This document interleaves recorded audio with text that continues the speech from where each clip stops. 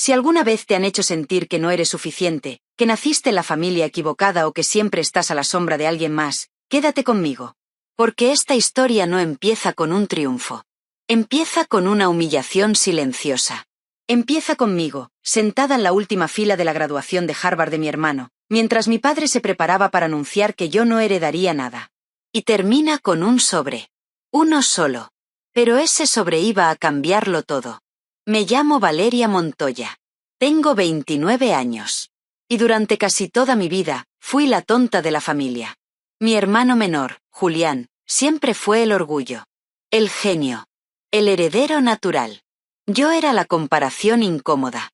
El ejemplo de lo que pasa cuando no estás a la altura del apellido Montoya. Aquella mañana en Cambridge, el contraste era brutal. Julián, con su toga impecable, rodeado de profesores, futuros socios y sonrisas orgullosas. Yo, al fondo del auditorio, con un vestido azul sencillo, invisible incluso para mis propios padres. Nadie se giraba a mirarme. Nadie esperaba nada de mí. Y eso, durante muchos años, dolió más que cualquier insulto directo. Mi padre, Eduardo Montoya, había construido Montoya Systems desde cero. Una empresa tecnológica valorada en más de $50 millones. En casa, se hablaba de innovación como otros hablan del clima. La excelencia no era una opción. Era una obligación. Y para él, solo Julián la representaba. Mi madre, Isabel, vivía obsesionada con la imagen. Eventos benéficos, cenas elegantes, apariencias perfectas. Siempre impecable, siempre correcta. Siempre distante conmigo. Para ella, yo era el recordatorio incómodo de que no todo en la familia Montoya brillaba. Desde pequeña entendí mi rol. Julián era celebrado. Yo era tolerada. Recuerdo con claridad la primera vez que lo sentí. Tenía 8 años. Había trabajado durante semanas en un proyecto escolar sobre el ciclo del agua. Lo preparé con cuidado, orgullosa, esperando una palabra de reconocimiento. Mi padre lo miró apenas unos segundos. No está mal, Valeria, pero deberías concentrarte más en entender las cosas de verdad. 2 horas después, Julián entró con un pequeño circuito eléctrico que había hecho con papá. La reacción fue completamente distinta. Sonrisas. Elogios. Promesas de un futuro brillante. Mi proyecto nunca volvió a mencionarse. Así fue siempre. Yo estudiaba el doble para obtener la mitad de los resultados. Las letras se me mezclaban. Los números se me resistían. Pedía ayuda y recibía comparaciones. Mira lo fácil que le resulta a Julián. Con el tiempo, dejé de pedirla. Para cuando llegué a la adolescencia, la narrativa ya estaba escrita. Julián era el genio. Yo, la decepción silenciosa. Vivíamos en una mansión en las afueras de Madrid, rodeados de lujo. Jardines perfectos, habitaciones enormes, cuadros caros. Pero para mí, esa casa era una prisión elegante. Cada pasillo me recordaba lo que no era. Cada cena familiar terminaba hablando de los logros de Julián. Yo sonreía, asentía y aprendía a desaparecer. La única persona que realmente me veía era Carmen, nuestra ama de llaves. Una noche me encontró llorando en mi habitación después de otra cena en la que nadie me había dirigido la palabra. No todos brillan de la misma forma, niña, me dijo. Pero eso no significa que no brillen. Me aferré a esas palabras durante años. En el instituto, la brecha se hizo aún mayor. Julián adelantó cursos. Yo luchaba por mantenerme a flote. Descubrí la fotografía casi por accidente. A través de la cámara, el mundo tenía sentido. No había letras que se movieran ni números que me juzgaran. Solo luz, composición y emoción. Cuando mostré mis fotos en casa, mi madre sonrió con condescendencia. Es un pasatiempo bonito, Valeria. Pero no te distraigas de lo importante. Mi padre ni siquiera levantó la vista. En mi cumpleaños número 16, mis padres organizaron una gran celebración, para Julián. Él había ganado un premio académico. Mi pastel llegó tarde, con las velas casi derretidas. Nadie cantó 2 veces. Aquella noche entendí algo con absoluta claridad. Yo no era una prioridad. Nunca lo había sido. Fue una orientadora escolar quien, años después, sugirió por primera vez que podría tener una dificultad de aprendizaje. Cuando lo comenté en casa, la respuesta fue inmediata. En esta familia no existen esas cosas, dijo mi madre. Solo necesitas esforzarte más, añadió mi padre. No insistí. Aprendí a sobrevivir en silencio. Cuando Julián fue aceptado en Harvard con solo 17 años, mis padres organizaron una fiesta con más de 100 invitados. Discursos. Brindis. Promesas de herencias. Mi propia graduación pasó casi desapercibida unos meses después. Sin celebración. Sin discurso. Sin expectativas. Ese verano tomé una decisión que nadie entendió. Me mudé sola. Me inscribí en un colegio comunitario. Un apartamento pequeño. Viejo. Pero mío. Por primera vez, el silencio no dolía. Sanaba. Allí, finalmente, llegó la respuesta que había esperado toda mi vida. Dislexia. Moderada a severa. No era torpe. No era menos inteligente. Mi cerebro simplemente funcionaba diferente. Y por primera vez, empecé a creer en mí. Años después, mientras Julián se preparaba para graduarse en Harvard, yo me sentaba en aquella última fila. Nadie lo sabía todavía. Pero esa mañana no era solo su día. También era el mío. Porque alguien estaba a punto de entrar por esa puerta. Y traía un sobre. Y ese sobre iba a cambiar el destino de la familia Montoya para siempre. Mudarse fue el primer acto de rebeldía real que cometí en mi vida. No hubo gritos, ni portazos, ni amenazas. Solo una maleta pequeña, mi cámara de fotos, un portátil viejo y una certeza nueva que me latía en el pecho. Lejos de la casa Montoya, por fin podía escucharme pensar. El apartamento era diminuto, con paredes finas y una ventana que daba a un callejón ruidoso. Pero allí nadie me comparaba, nadie me corregía con la mirada, nadie esperaba que fracasara antes de empezar. Por primera vez, el silencio era mío. El colegio comunitario no se parecía en nada a los lugares que mi familia consideraba dignos. No había mármol, ni nombres ilustres grabados en placas doradas. Había estudiantes cansados, profesores cercanos y una sensación extraña de oportunidad. Allí nadie sabía quién era mi padre. Nadie conocía mi apellido. Yo era solo Valeria. Y eso, inesperadamente, me dio aire. Durante el primer semestre seguí luchando, pero algo era distinto. Una profesora de lengua notó mis patrones de error y, con una naturalidad que todavía me conmueve, me preguntó si alguna vez me habían evaluado por dislexia. No lo dijo con lástima, ni con juicio. Lo dijo como quien reconoce una posibilidad. Esa pregunta cambió mi vida. La evaluación confirmó lo que durante años había sentido sin poder nombrarlo. Dislexia moderada a severa. Recuerdo salir del despacho con un informe en la mano y lágrimas en los ojos. No de tristeza. De alivio. No era tonta. No era perezosa. No era una decepción genética. Mi cerebro simplemente funcionaba de otra manera. Todo ese tiempo había estado subiendo una montaña con los zapatos equivocados. Con las adaptaciones adecuadas, algo se desbloqueó dentro de mí. Tiempo extra en exámenes. Software de lectura. Métodos de evaluación alternativos. Empecé a rendir mejor, a comprender más, a confiar en mi propio proceso. Cada pequeño logro era una victoria silenciosa que no compartía con nadie. Especialmente con mi familia. No porque no quisiera. Porque no estaba preparada para que lo minimizaran. Fue en el segundo año cuando conocí a la persona que cambiaría el rumbo de mi vida. La profesora Marta Rivas, docente de informática, alta, directa, con una forma de mirar que parecía atravesarte sin herirte. Un día, después de revisar uno de mis trabajos, me llamó a su despacho. Pensé que había cometido un error. En lugar de eso, me dijo algo que jamás había escuchado de un adulto con autoridad. Tu forma de resolver problemas no es convencional, Valeria. Pero es brillante. Me explicó que, mientras otros seguían rutas predecibles, yo encontraba atajos inesperados. Que mi pensamiento no lineal, el mismo que me había hecho sufrir durante años, era una ventaja en programación. Aquella frase se me quedó grabada. Brillante. No suficiente. No aceptable. Brillante. La profesora Rivas me invitó a participar en un pequeño grupo de investigación. Dudé. Siempre dudaba. Pero acepté.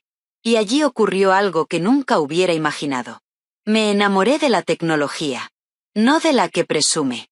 De la que resuelve problemas reales. De la que entiende a las personas en lugar de exigirles que se adapten a ella. Mientras aprendía a programar, empecé a notar algo que me incomodaba. Las herramientas de accesibilidad existentes eran torpes, incompletas, diseñadas por personas que claramente no entendían lo que significaba vivir con una dificultad de aprendizaje. Eran soluciones técnicas sin alma, sin empatía. Y entonces apareció la pregunta que lo cambió todo. ¿Y si pudiera crear algo mejor? Empecé de forma casi clandestina. Noches largas. Café frío. Tutoriales. Pruebas fallidas. Una pequeña extensión de navegador que modificaba el texto para hacerlo más legible para personas con dislexia. Cambios sutiles. Espaciado. Contraste. Ritmo visual. Cuando se la mostré a la profesora Rivas, su reacción fue inmediata. Esto no es un ejercicio. Esto es un producto. Esa frase fue el empujón que necesitaba. Mi proyecto dejó de ser un experimento personal y se convirtió en una obsesión. Pasé meses perfeccionándolo. Añadí funciones. Escuché a otros estudiantes con dificultades similares. Ajusté, descarté, reconstruí. Lo llamé Fénix, porque eso sentía que estaba haciendo. Resurgir. No para demostrar nada. Para existir plenamente. Durante ese tiempo, el contacto con mi familia fue mínimo. Llamadas breves. Cenas incómodas en festivos. Conversaciones centradas siempre en Julián. Harvard. Prácticas. Futuro. Yo escuchaba y asentía. Nadie preguntaba por mí. Y yo ya no lo necesitaba. En una de esas cenas, mi padre le regaló a Julián un coche eléctrico nuevo para cuando termine la carrera. A mí me dieron una tarjeta regalo. No me dolió como antes. Había algo creciendo dentro de mí que no dependía de su aprobación. El verdadero giro llegó durante una pequeña feria tecnológica organizada por el colegio. Presenté Fénix sin expectativas. Solo quería ver si funcionaba fuera de mi cabeza. Atraía miradas. Preguntas. Interés real. Y entonces apareció él. Un hombre de unos 40 años, traje sencillo, mirada atenta. Se presentó como Andrés Beltrán, inversor en tecnología educativa. Pasó casi una hora conmigo. Preguntó por cada detalle. Por mi motivación. Por mi historia. Cuando me entregó su tarjeta, sentí un vértigo que me recorrió el cuerpo. Esto tiene un potencial enorme, Valeria. Y tú también. Nos reunimos varias veces después. Andrés no solo vio el producto. Me vio a mí. Me habló de inversión, de escalar, de impacto real. Pero también de algo que me aterraba. Exposición. Visibilidad. Mi apellido. No estaba lista para eso. Aún no. Así que tomé otra decisión que cambiaría mi destino. Crear la empresa bajo un seudónimo. V. Turner, en honor al apellido de soltera de mi abuela, la única mujer de mi familia que siempre me había tratado con ternura. Andrés dudó, pero aceptó. No puedes esconderte para siempre, me advirtió. Lo sabía. Pero todavía necesitaba tiempo. Con la primera inversión, nació oficialmente Fénix Software. Un pequeño equipo remoto. Un propósito claro. Ayudar a quienes habían sido llamados lentos, torpes, difíciles. Personas como yo. Mientras mi empresa crecía en silencio, mi familia seguía sin verme.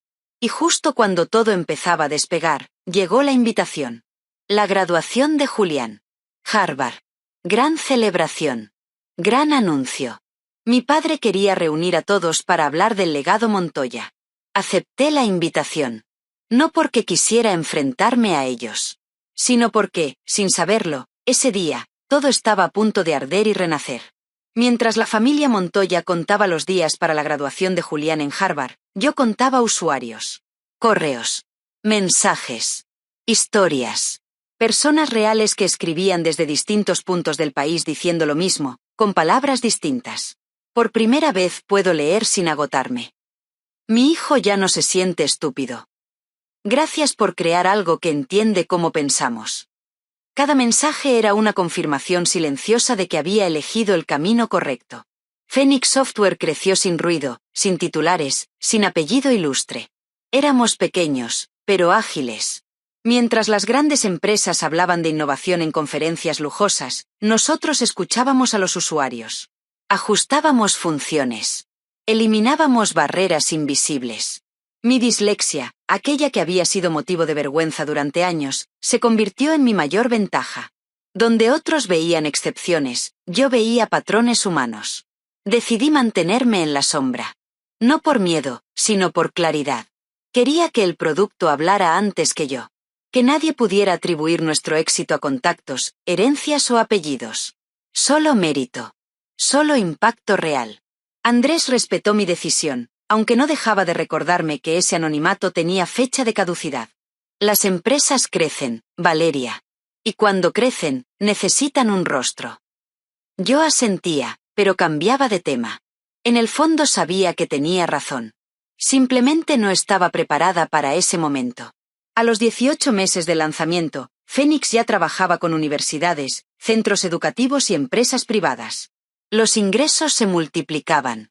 El equipo crecía. Y una mañana, al abrir el correo, vi algo que me obligó a sentarme. Una valoración preliminar. Más de 100 millones. Me quedé mirando la pantalla sin respirar durante varios segundos. Yo, la hija invisible, la decepción académica, había construido algo que ni siquiera mi padre había logrado en tan poco tiempo. La ironía se volvió aún más cruel cuando descubrí que Montoya Systems estaba perdiendo contratos frente a nosotros. Especialmente en el área educativa. Lo supe por una conversación casual durante una cena familiar, meses antes de la graduación. Mi padre estaba visiblemente irritado. Estas startups obsesionadas con la accesibilidad están arruinando el mercado, dijo, molesto. Especialmente esa tal Phoenix Software. Sentí el pulso acelerarse, pero mantuve la calma. ¿Y si no es una moda?, pregunté con cuidado. ¿Y si realmente es una necesidad? Me miró como si hubiera dicho una tontería. Es un nicho. No vale la pena. Julián, para mi sorpresa, no estuvo de acuerdo. Creo que están haciendo algo inteligente, papá. La accesibilidad no es caridad. Es estrategia. Mi padre bufó. Cuando dirijas la empresa, podrás decidir eso. Y así, sin saberlo, descartó la mayor oportunidad de su vida. La presión para revelar mi identidad aumentó cuando Phoenix ganó un prestigioso premio a la innovación. La prensa empezó a preguntar. ¿Quién era V. Turner? ¿Por qué nadie la conocía? Andrés me llamó a su oficina para una conversación inevitable. Valeria, ha llegado el momento, dijo con calma. No podemos seguir escondiéndonos. La empresa lo necesita. Y tú también. Le conté todo. La historia completa. La comparación constante. El silencio. El miedo a volver a ser minimizada. Andrés escuchó sin interrumpirme. Cuando terminé, se apoyó en el respaldo de su silla y suspiró. No creo en las coincidencias, dijo finalmente. Tu hermano se gradúa. Tu padre va a anunciar su legado. Y tú estás a punto de convertirte en una de las fundadoras más influyentes del sector. El momento es perfecto. ¿Perfecto para qué?, pregunté. Para que dejes de esconderte. La idea me aterraba. Y, al mismo tiempo, me hacía sentir extrañamente en paz. No quería venganza. No quería humillarlos. Solo quería dejar de ser invisible. Entonces Andrés propuso algo que me dejó sin palabras. Una oferta de adquisición. Phoenix compraría Montoya Systems. No como un ataque. Como una evolución. La empresa de mi padre estaba estancada. La mía estaba creciendo. Era lógico. Estratégico. Y devastadoramente simbólico. Acepté. Con una condición. El anuncio se haría público después de la graduación de Julián. No quería arrebatarle su momento. Nunca fue su culpa. Durante las semanas previas, todo se preparó con precisión. Documentos legales. Comunicados. Estrategia. Y un sobre. Uno solo. Andrés lo preparó con cuidado. Cuando llegue el momento, me dijo, esto hablará por ti. La invitación a la cena de celebración llegó por correo. Restaurante exclusivo. Anuncio especial. Legado Montoya. Leí la tarjeta varias veces antes de guardarla. Sentí una calma extraña. Como si, por primera vez, supiera exactamente quién era y hacia dónde iba. La noche antes del viaje a Boston, no dormí. No por nervios. Por claridad. Había pasado casi 3 décadas intentando encajar en una narrativa que nunca fue mía. Al día siguiente, iba a cerrarla. No con gritos. No con reproches. Con verdad. El campus de Harvard estaba lleno de vida el día de la graduación. Familias orgullosas. Fotografías. Sonrisas. Yo llegué sola. Me senté al fondo. Como siempre. Observé. Escuché. Esperé. Cuando llamaron el nombre de Julián, aplaudí con sinceridad.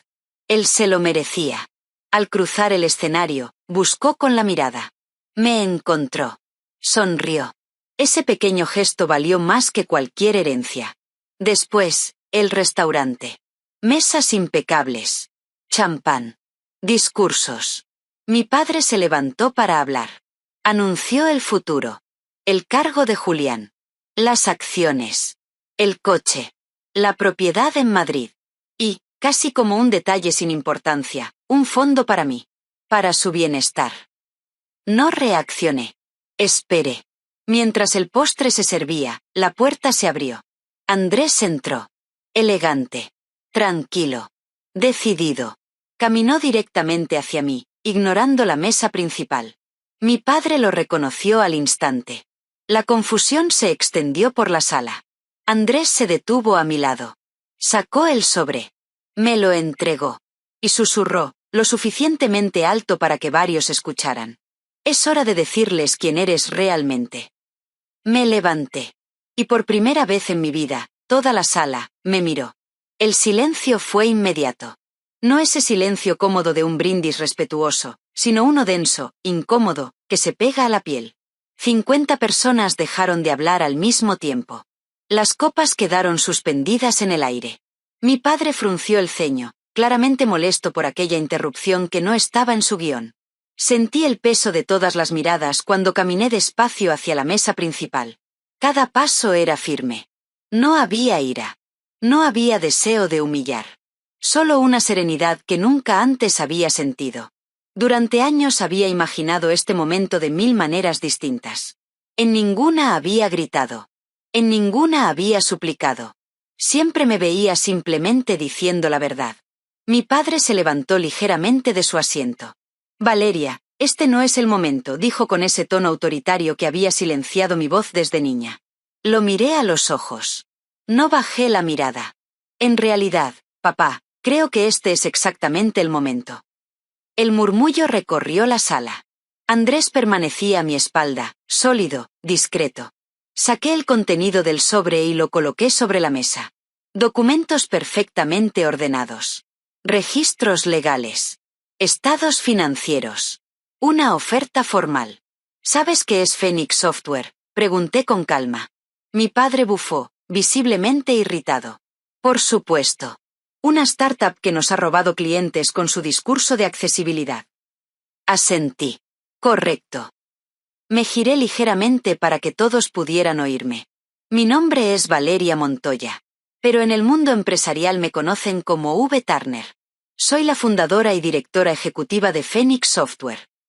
La reacción fue inmediata. Mi madre dejó escapar un pequeño gemido. Julián abrió los ojos, sorprendido, y luego sonrió. Mi padre se quedó inmóvil, como si alguien hubiera apagado su voz por primera vez en su vida. Eso es absurdo, dijo finalmente, aunque su tono ya no tenía fuerza. Phoenix está valorada en más de 200 millones. 212, según la última valoración, respondí sin levantar la voz. Sentí como la sala contenía la respiración. Mi madre negó con la cabeza. Tú apenas aprobabas matemáticas, murmuró, como si esa frase pudiera deshacer la realidad. Tenía dislexia, dije. No diagnosticada. No porque no existiera, sino porque ustedes decidieron que en esta familia eso no pasaba. Mi padre tomó los documentos.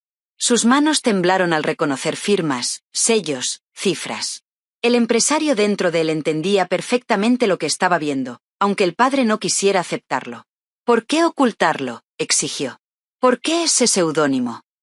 Lo miré con una tristeza tranquila. Porque nunca me habrías creído. Porque ya habías decidido quién era yo. Antes de que pudiera responder, Julián se puso de pie. Yo lo sabía, dijo con voz clara. Todos se giraron hacia él. Desde hace casi un año. Mi madre lo miró horrorizada. Lo sabías. Julián asintió. Y no dije nada porque no era mi historia que contar. Además, siempre supe que Valeria era brillante. Solo no de la forma que vosotros queríais ver. Sentí un nudo en la garganta. Aquel reconocimiento, viniendo de él, sanó algo profundo. Tomé el último documento del sobre y lo deslicé hacia mi padre. Phoenix Software presenta una oferta formal para adquirir Montoya Systems por 62 millones de euros. La oferta expira mañana. El murmullo se convirtió en un oleaje.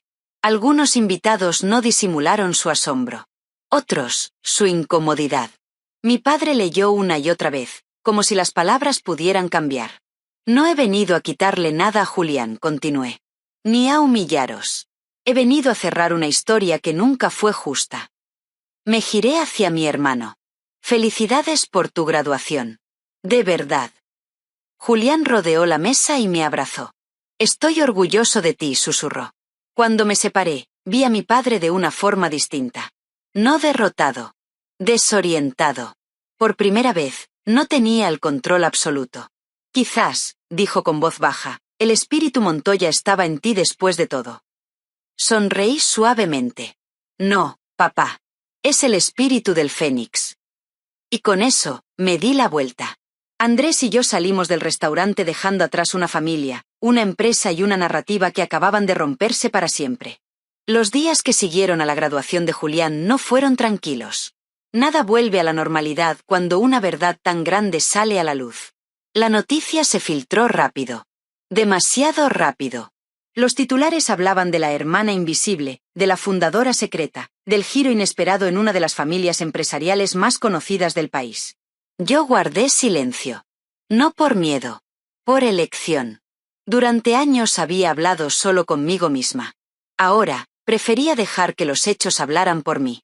La reunión con mi padre se produjo 2 días después, en la sede de Phoenix Software.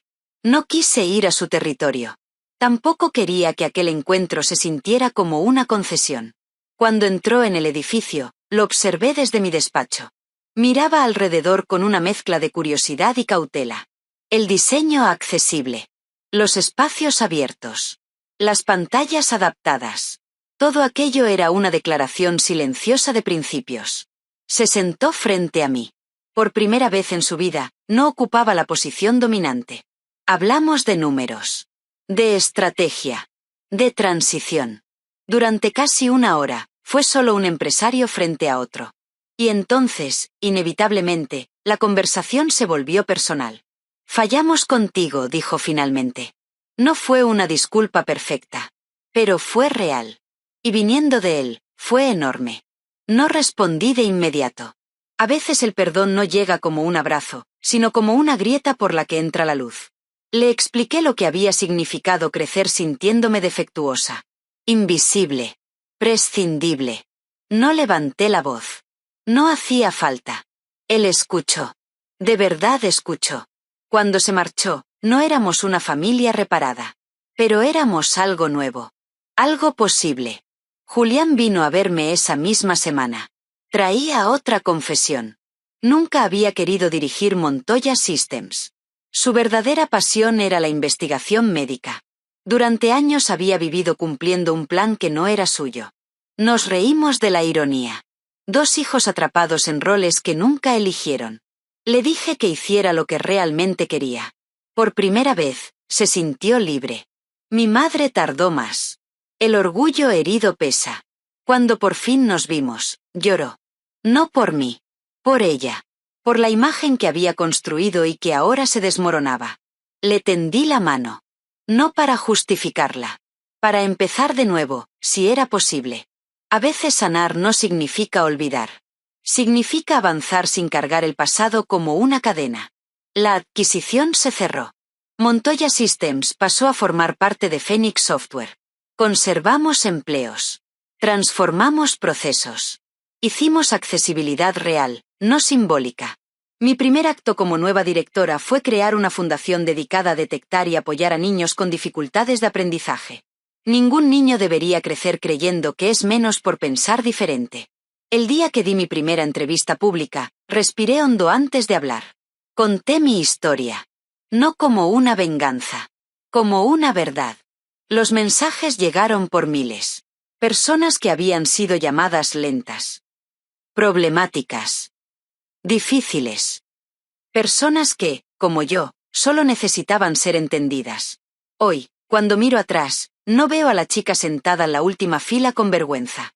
Veo a una mujer que aprendió a escucharse cuando nadie más lo hacía. Que convirtió una herida en propósito. Que entendió que el éxito no es heredar un imperio, sino construir algo propio sin pedir permiso. Si has llegado hasta aquí, déjame decirte algo importante. Si alguna vez te hicieron sentir que no era suficiente, que tu forma de pensar era un problema, quiero que recuerdes esto. Tus diferencias no son defectos. Son señales. A veces, los caminos más poderosos nacen precisamente donde otros dejaron de creer en ti. Si esta historia resonó contigo, te invito a dejar un comentario y contarme desde dónde me escuchas y qué parte te tocó más. Dale me gusta al vídeo si alguna vez te sentiste subestimada. Y suscríbete al canal para más historias reales de personas que renacieron cuando nadie lo esperaba. Gracias por escucharme. Recuerda, dentro de ti también vive un fénix. Solo espera el momento de alzar el vuelo.